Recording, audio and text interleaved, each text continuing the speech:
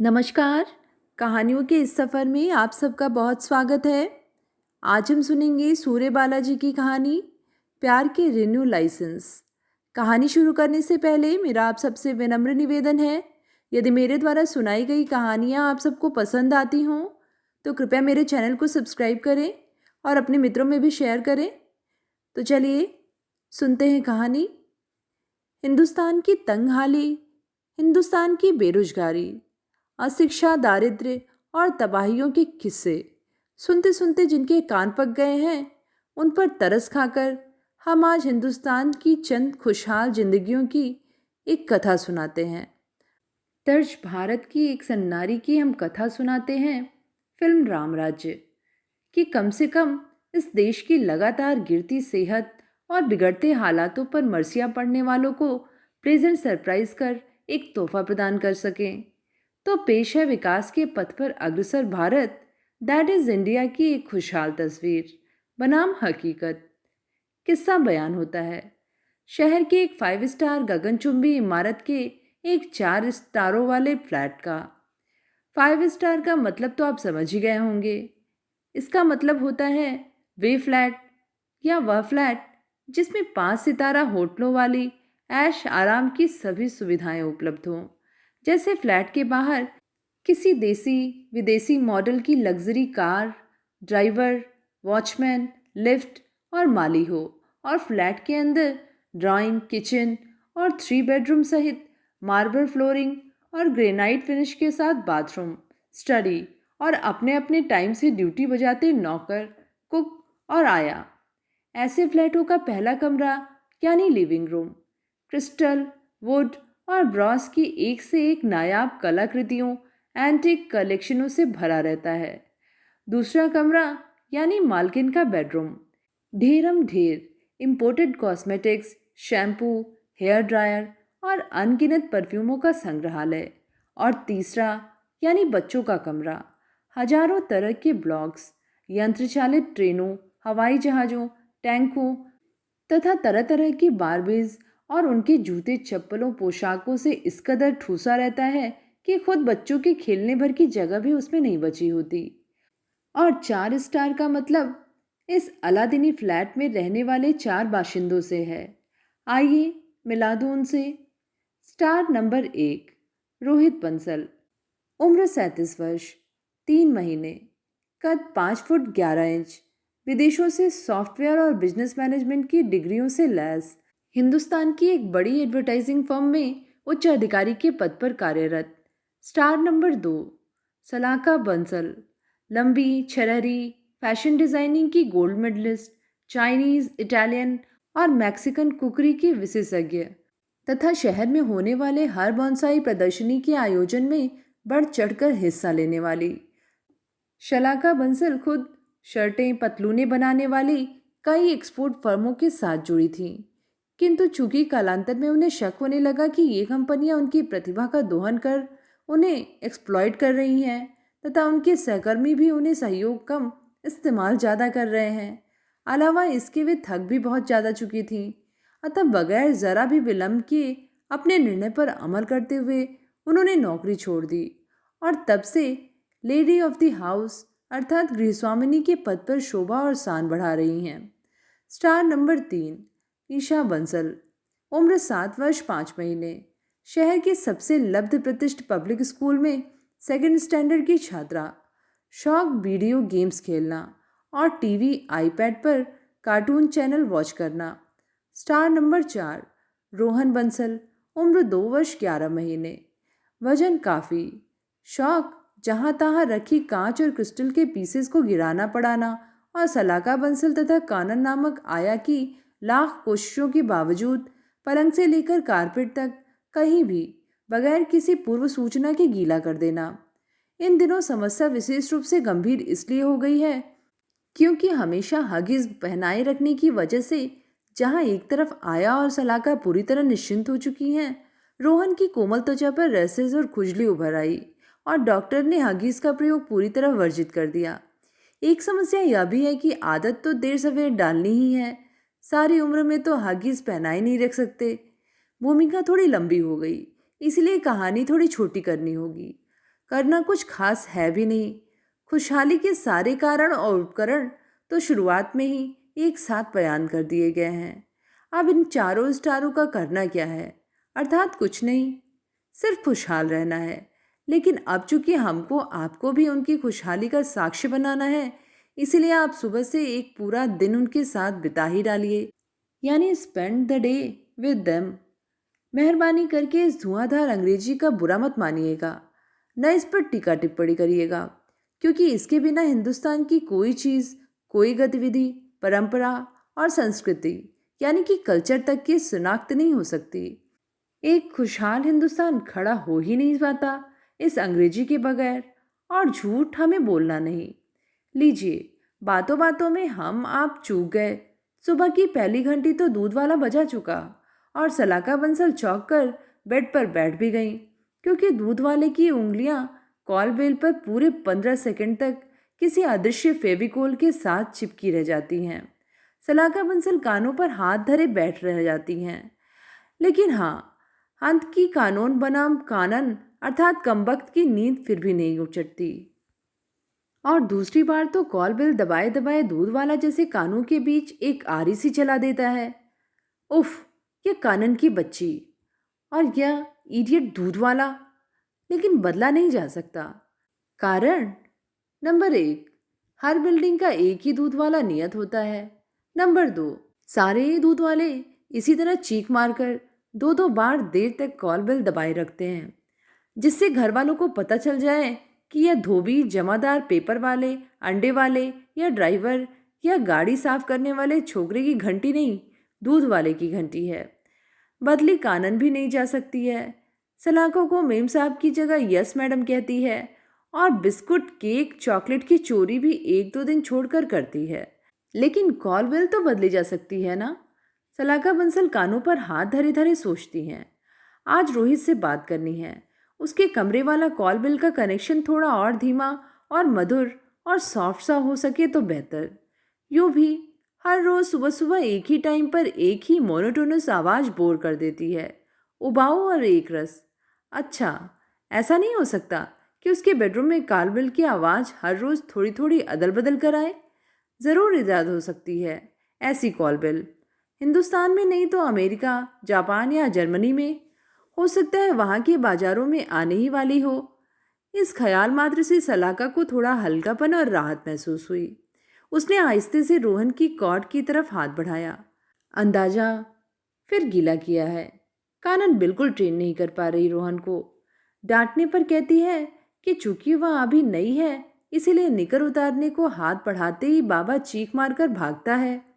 अब हर कोई तो रीता रंगल जैसी लकी नहीं ना कि रीता लाख पुचकारे भाग कर आएगा बच्चा आया के ही पास।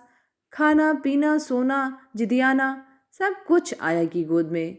दोनों बड़े गर्व से सबके बीच इसे तमाशे की तरह दिखाते हैं।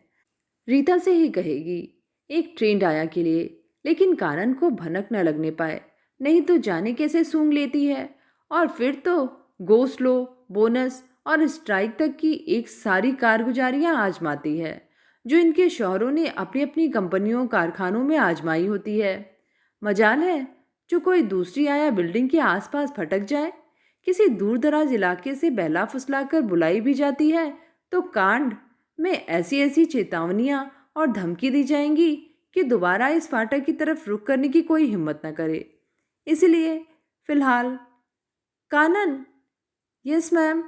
देखो, बाबा ने फिर गीला किया, जरा चेंज करो उसकी नैपी। और ईशा उठी? No madam. कानन रोहन के सूखे निकर निकालने लगती है। रोहित प्लीज़। सलाका रोहित बंसल को उठाती है। कल भी लेट हुई थी स्कूल के लिए। रोहित बंसल की आंखें मुश्किल से खुली। रात 1 बजे तक वह इंटरनेट पर ज़रूरी सूचनाएं इकट्ठा करता रहा था। सुबह अभी 8:45 की फ़्लाइट से ही आने वाले सीईओ को रिसीव करने एयरपोर्ट जाना है, और 10:30 से फाइनेंस कमेटी की मीटिंग। रोहित ब्रश पर पेस्ट लगाते लगाते ईशा के कमरे की ओर जाता है। ईशा उठ गई थी और उठने के साथ ही कार्टून वॉच कर रही थी। ईशा, इट्स बैड बेटे, जल्दी उठिए। आप कल भी लेट हुए थे, डायरी में लेट रिमार्क आए थे। प्लीज़ पापा। ईशा कार्टून पर ध्यान केंद्रित किए हुए ही इटलाती है। सिर्फ 5 मिनट्स और। अच्छा, तो फिर तुम कार्टून देखते देखते अपना दूध खत्म करो। आया, ईशा बेबी को दूध लाओ। जी रखा है टेबल पर, कल भी नहीं पिया था। इस बार ईशा ने फौरन सुन लिया। कल का दूध ठंडा था। बेबी, फिर से गर्म किया तो था माइक्रोवेव में, आपको पीने का टाइम नहीं था। पीती तो और ज़्यादा लेट हो जाती ना पापा। ईशा दोबारा इटलाई। ओके, लेकिन आज देर नहीं होनी चाहिए, ठीक? रोहित ने घड़ी की ओर देखा और तौलिया उठाकर बाथरूम की तरफ लपक लिया। बाहर निकला तो सलाका ईशा और ईशा कानर पर चीख रही थी। ईशा, अपना दूध खत्म करो। इट्स हॉट ममा, मेरा मुंह जल गया। हॉट योर हेड, खाली करो ग्लास फौरन। बहुत गर्म है। ईशा सुबक सुबक कर रोने लगी। ठहरो बेबी, फिर से ठंडा करती हूँ। आया भुनभुनाई। ड्राइवर ने बेल बजाई। कानन ने दौड़कर ईशा को बैग बॉटल थमाई। दरवाजे तक पहुंची थी कि तड़ाक। Star number 4। रोहन बाबा सोफे पर विजयी मुद्रा में हाथ उठाए खड़े थे और शेल्फ पर रखा क्रिस्टल वॉच नीचे फर्श पर चकनाचूर। रोहन! शलाका सिर पकड़कर डाइनिंग चेयर पर बैठ गई। कानन कांच की किरची समेटने में लग गई। पैंट की बेल्ट बांधते, गले में टाई लटकाए रोहित बंसल बाहर आए तो कॉफी टोस्ट कुछ नहीं था। टेबल पर सिर्फ सलाका बंसल सिर पकड़े बैठी थी। सलाका उसी तरह हथेलियों से सिर पकड़े पकड़े चीखी। कानन, सांप के लिए टोस्ट। डोंट वरी, रहने दो, ऑफिस में सैंडविच मंगा लूंगा। सलाका ने तत्क्षण संदिग्ध कानों से रोहित का लहजा भांपने की कोशिश की। रोहित ने तत्क्षण समझा और सतर्क भाव से मुस्कुरा दिया। सलाका आश्वस्त हुई। अंदर अंदर कसमसाता हुआ रोहित ब्रीफकेस उठाए, गले से ढीली टाई लटकाए तेज तेज लिफ्ट की ओर बढ़ दिया। सलाका भी उठी, दरवाजे तक आई। लिफ्ट के दरवाजे से रोहित ने और 5 स्टार फ्लैट के दरवाजे से सलाका ने हाथ हिलाया। रोहित ने दोबारा मुस्कुराने की कोशिश की और सबसे अच्छी बात, कामयाब भी हुआ। पिछले 7 महीनों से वह इसी तरह करीने से मुस्कुरा रहा है। जब्त करता है और मुस्कुराता है, झुंझलाता है और मुस्कुराता है। मुश्किल तो होता है इस तरह खुद पर जब्त कर करके मुस्कुरा देना, लेकिन न मुस्कुराने से मुश्किलें और बढ़ जाने का खतरा जो रहता है, उन खतरों के प्रति खबरदार रहना ज़रूरी है। ज़्यादा बड़े खतरों के समाधान और ज़्यादा मुश्किलें हो जाती हैं। अभी तो सिर्फ मुस्कुराने पर से ही काम चलाया जा सकता है। ऐसा उसे डॉक्टर मेहता ने समझाया है कि यही एकमात्र रास्ता है, अपेक्षाकृत सुरक्षित भी, मुस्कुराते रहने वाला रास्ता। आर्मर, कवच की तरह इस्तेमाल करो इसका। सोचो कि एक बेहतर काज के लिए मुस्कुरा रहे हो और अपने परिवार के लिए सुखद भविष्य के लिए। जिरा या बहस मत करो। शलाका को उसकी शंकाओं से उबारने में मदद करो। उसका विश्वास जीतो, उसके हौसले बढ़ाओ। उसे यह बिल्कुल महसूस मत होने दो कि वह अब मात्र फुर्सतिया घरेलू पत्नी होकर रह गई है। यह भी नहीं कि आखिर पूरे दिन एक आया, एक पार्ट टाइम कुक, एक जमादार और कुछ फुटकरियों से उनके काम करवा लेने के अलावा और वह करती क्या है। विस्मित रोहित के या कहने पर कि ऐसा तो उसने कभी कहा ही नहीं, डॉक्टर मेहरा मुस्कुराकर हामी भरते हुए कहते हैं कि वे जानते हैं कि रोहित ने ऐसा कभी नहीं कहा होगा। लेकिन सलाका सोचती है कि रोहित ने ऐसा कहा भले ना हो, सोचा जरूर होगा। अब रोहित को यह प्रमाणित करना होगा कि वह ऐसा नहीं सोचता। रोहित हदबुद्धि सा बैठ रह जाता है। अब इसका क्या इलाज किया जाए कि जो कुछ उसने नहीं सोचा उसे भी उसकी तरफ से सोचा जाता मान लिया जाए, और जो कुछ नहीं किया उस अपराध की भी सजा। डॉक्टर मेहता समझाते हैं, इसे सजा के रूप में नहीं, एक मदद के तौर पर लो। दरअसल ये एक ऐसी बीमारी है ही नहीं, सिर्फ एक किस्म के डिप्रेशन के शुरुआती लक्षण भर। Nothing to do, nothing to worry. आज के हर तीसरे स्त्री पुरुष पति पत्नी के साथ ऐसा होता रहता है, चलता रहता है यह सब। सो अपने आप को एक पति नहीं, एक हीलर के रूप में लो। अचानक रोहित चौंक कर डॉक्टर मेहता की ओर देखने लगता है। कहीं डॉक्टर मेहता उसमें भी एक मरीज होने के लक्षण तो नहीं देख रहे हैं, अन्यथा बार बार इतना हौसला बढ़ाना और समझाना क्यों। वैसे भी जिस तरह डॉक्टर मेहता सलाका से बात करते हैं और जिस तरह इस वक्त उससे बात कर रहे हैं, उसमें कोई खास फर्क तो समझ में आता नहीं। यूं भी डॉक्टर मेहता के मरीजों और आजकल के नॉर्मल कहे जाने वाले व्यक्तियों के बीच फ़र्क करना मुश्किल नहीं क्या? इसका मतलब सड़क पर दौड़ती सोफर ड्रिवेन कारों में, हवाई जहाज़ों के बिजनेस एग्जीक्यूटिव क्लासों में, होटलों और कॉन्फ्रेंस सेमिनारों के तमाम सारे डेलीगेट डॉक्टर मेहता के पेशेंट होने के सारे लक्षणों से युक्त रहते हैं। कभी कभी उसे लगता है कि सलाका को डॉक्टर मेहता के पास लाकर उसने गलती तो नहीं की। क्या फ़र्क पड़ा पिछले इतने महीनों में, सिवाय इसके कि सलाका के प्यार और डिमांड के बीच फ़र्क करना और ज़्यादा मुश्किल हो गया है। वह सारा कुछ जो वह चाहती है उसकी न्यायिक हिरासत में न्याय संगत है, और डॉक्टर मेहता के निर्देशों के अनुसार रोहित को अपनी स्वीकृति की मोहर लगाकर फाइल आगे खिसकानी पड़ेगी। लेकिन यह भी तो सलाका की ही जिद थी कि वह बेहद डिप्रेस फील करने लगी है। उसे लगता है कि उसने नौकरी छोड़कर शायद ठीक नहीं किया। पहले उसे लगता था उसने नौकरी ज्वाइन कर ठीक नहीं किया। उसे ठीक ठीक समझ भी नहीं आता कि उसने ठीक किया या नहीं। वह इन उलझनों से निजात पाना चाहती है। प्लीज़ रोहित, क्यों नहीं वह किसी साइकाट्रिस्ट से कंसल्ट करे? रीता रंघावा को तो फ़र्क बहुत पड़ा है। वह खुद स्वीकारती हैं कि वह बहुत अच्छा फील करने लगी हैं। आजकल तो सभी जाते हैं मैरिज काउंसलर और साइकेट्रिस्ट के पास। जब हम अफोर्ड कर सकते हैं तो क्यों न जाएं? अचानक रोहित अपने अंदर गुप्त रूप से निर्मित किए तहखाने में कूद जाता है। कहीं ये डॉक्टर मेहता और सलाका बंसल का मिला जुला प्लान तो नहीं? कहीं कुछ और? छी छी, वह कूदकर वापस तहखाने से ऊपर आ जाता है। वैसे भी इस स्वनिर्मित तहखाने से आजिज आ गया है इन दिनों रोहित बंसल। नहीं, सलाका नहीं। लेकिन कहीं डॉक्टर मेहता जानबूझकर नहीं? ना सही, अनजाने ही उसे अपना पेशेंट बनाने की साजिश न सही, सपने ना पाल रहे हों। या फिर क्या पता सलाका ने खुद ही डॉक्टर मेहता को फ़ोन करके अपने शक उजागर किए हों। वरना सलाका क्या क्या सोचती है, इसके इतने प्रामाणिक और आधिकारिक ब्यौरे डॉक्टर मेहता ने कहाँ से इकट्ठा किए? ओ नो, सुखद भविष्य ना सही, अपने शांतिपूर्ण वर्तमान के लिए उसे डॉक्टर मेहता से इतना तो कह ही देना चाहिए कि लेकिन मैंने सलाका को उसका जॉब छोड़ने के लिए बिल्कुल मजबूर नहीं किया डॉक्टर, बल्कि उसे कई बार समझाने की कोशिश भी की कि वह सुबह से शाम तक घर की बेतुकी झंझटियों में क्यों फंसी रहना चाहती है। कम से कम रिज़ाइन करने में इतनी जल्दबाजी तो न करे। जानता हूँ, डॉक्टर मेहता ने गर्म कॉफ़ी का प्याला उसकी तरफ बढ़ाते हुए कहा। सलाका जैसी लड़की को कोई बाध्य कर भी नहीं सकता किसी काम के लिए। रोहित को एक इत्मीनान सा हुआ। दरअसल डॉक्टर मेहता, मैं ज़्यादा इसरार भी नहीं कर सकता था सलाका से, पर ना वह सोचती कि मैं उसे पैसा कमाने की मशीन बनाने रहना चाहता हूँ।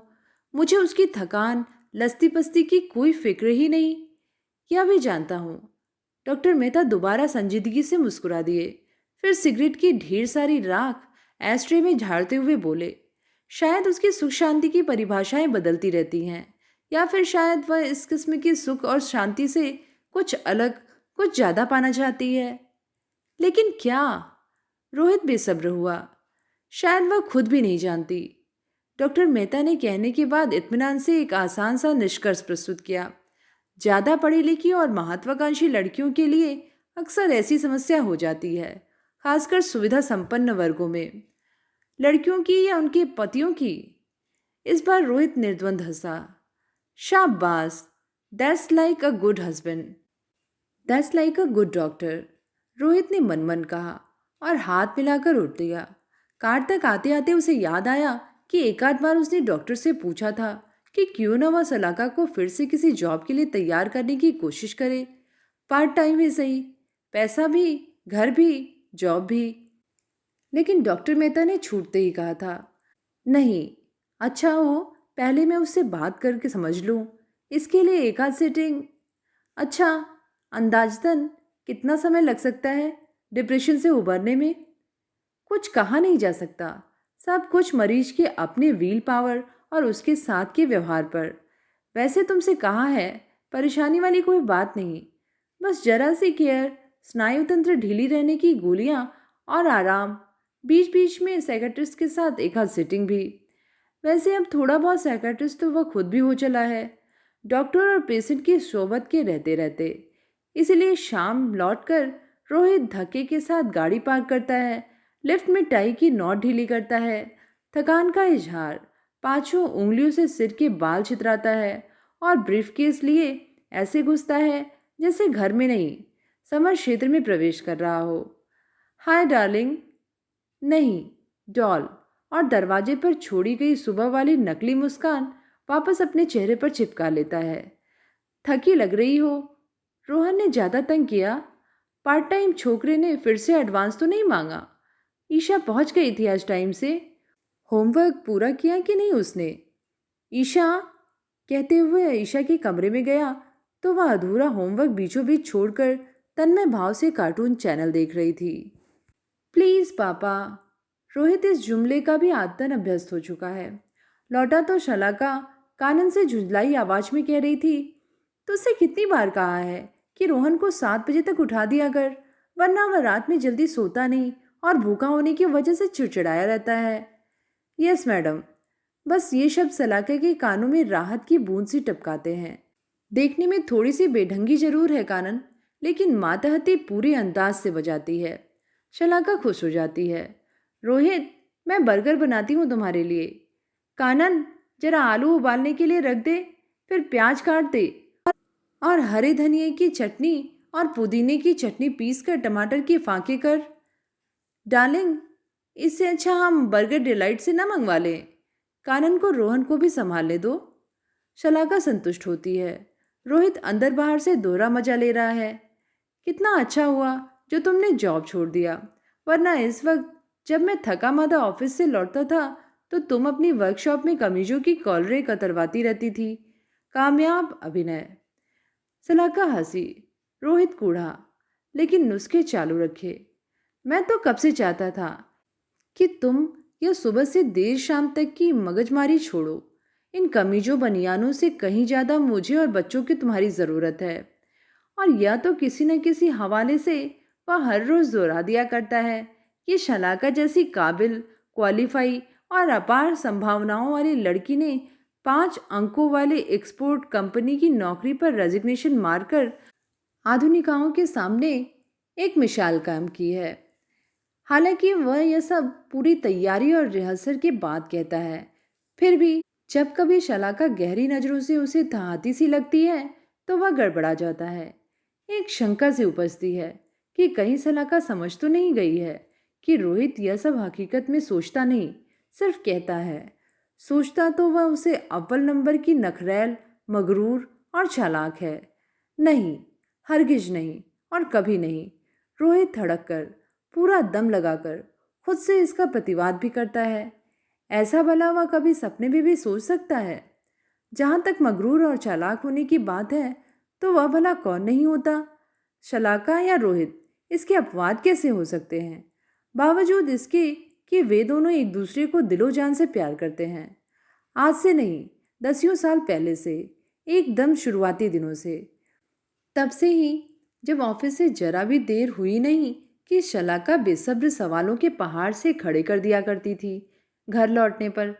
वैसे भी ऑफिस में उसकी उसके पीए की घंटियां घर से आए फोन कॉलों से ज्यादा घनघनाती रहती थीं।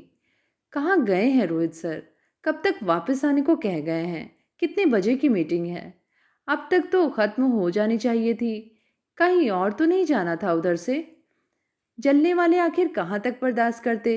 भरी मजलिस में भी लिहाड़ी लेकर ही मानते हैं कि यार, शादी की है तूने या नीलामी बुलवाई है अपनी?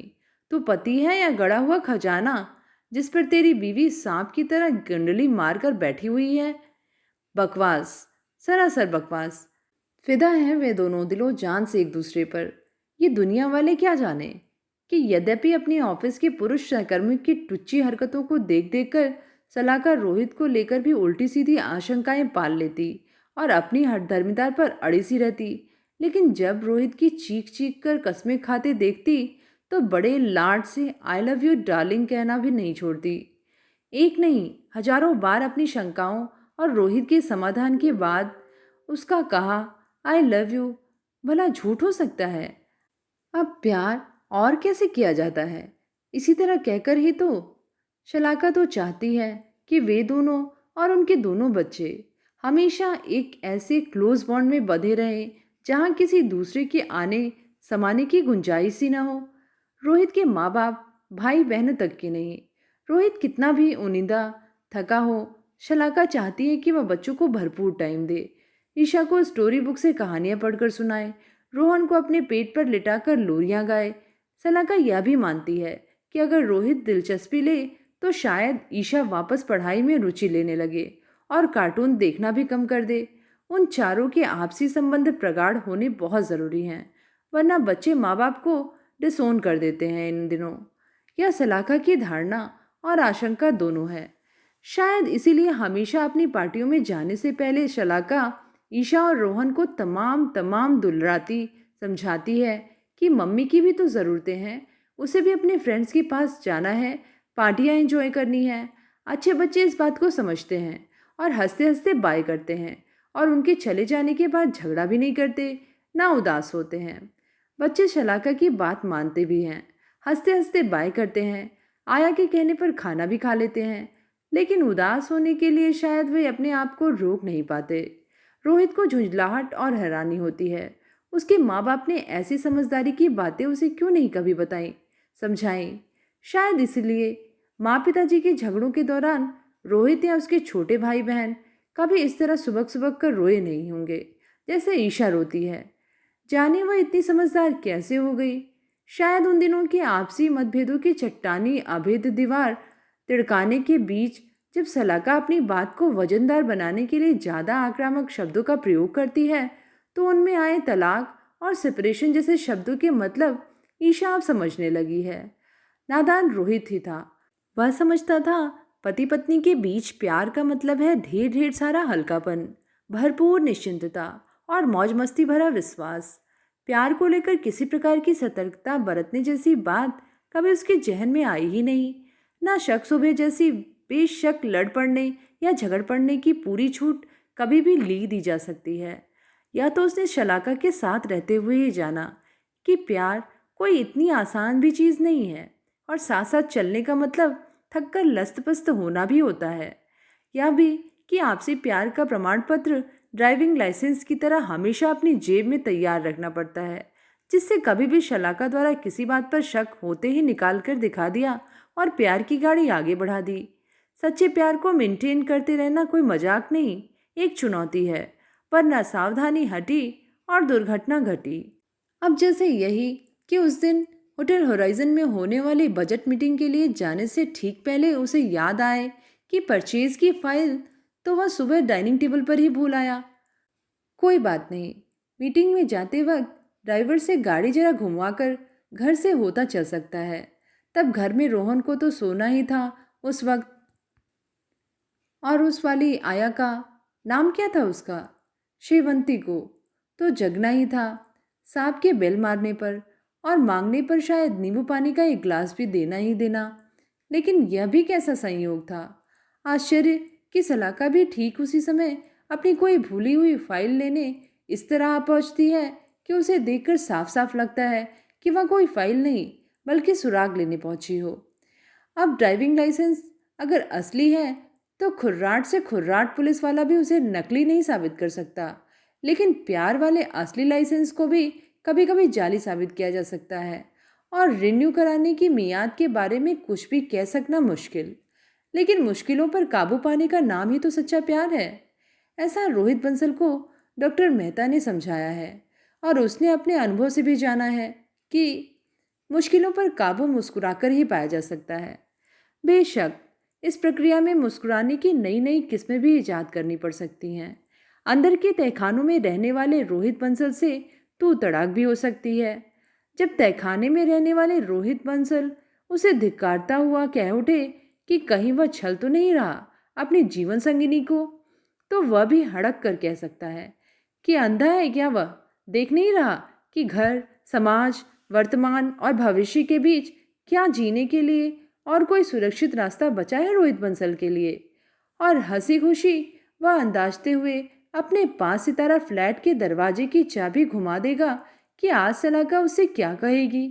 शायद यह कि रोहित, मैं आकाश छूना चाहती हूँ, प्लीज़ एक सीढ़ी बना दो ना, और सीढ़ी अपने कंधे से लगा दो। प्रॉमिस, जब मैं आकाश छूकर वापस आऊँगी तो तुम्हारे छिले दुख कंधों के लिए मलहम ज़रूर लेती आऊँगी।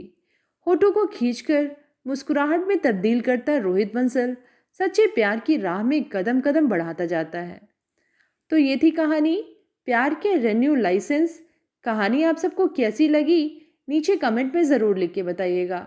आगे भी ऐसी कहानियाँ सुनते रहने के लिए चैनल को ज़रूर सब्सक्राइब करें। फिर मिलेंगे एक नई कहानी के साथ। धन्यवाद।